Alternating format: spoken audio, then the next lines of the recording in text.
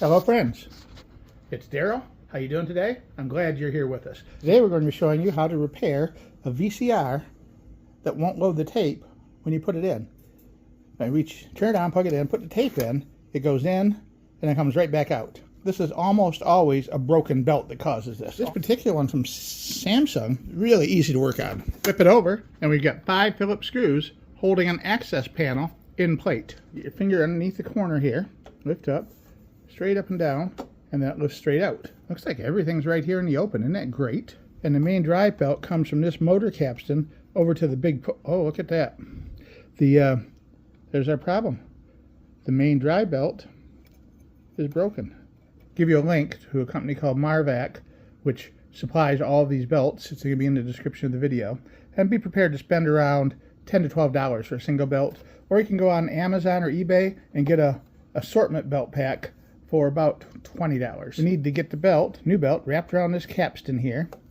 It needs to go through here and around underneath this belt right there. There's no groove for this big belt. It just rides on the bottom thick part of the main drive pulley here.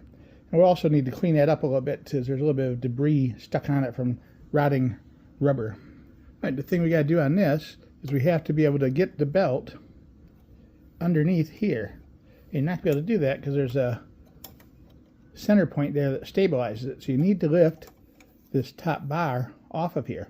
And you see over there, I don't know how, but if you look over on this side, they made it so easy. A single screw here that you're going to remove, and then lift this up a little bit, and you'll be able to slide it to your right, and off of that stud right there, we'll have full access to the pulley and the belts. Be careful when you're removing it because this mounting stand right here has a little spacer washer on it. You don't want to lose that or have it fall into the mechanism. So once this is off, we can just put this stabilizer bracket aside, and now we have full access to the pulley and belt assembly. First thing we're going to do is remove the secondary belt and set it aside.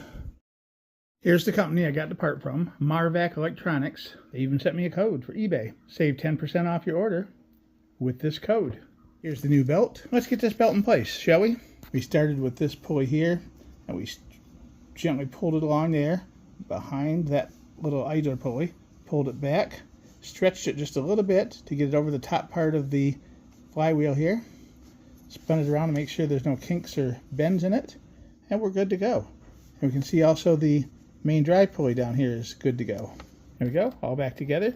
And make sure when you slide this in here that you line up the little stop on top with the center of that drive pulley. And then slide the slotted end over this mounting bracket first, and then line all of your little washers and spacers and stuff up over here and tighten that down. It's good to have a little magnet on hand too in case you drop something. You can get down there and grab it. But right, let's get the cover plate back on. And now we'll button it all back up, put it all back together, and give it a try. And just like that, you've saved yourself some money, got it fixed without having to take it somewhere, if you can even find somewhere, and you can look at those old tapes again at home and share the memories.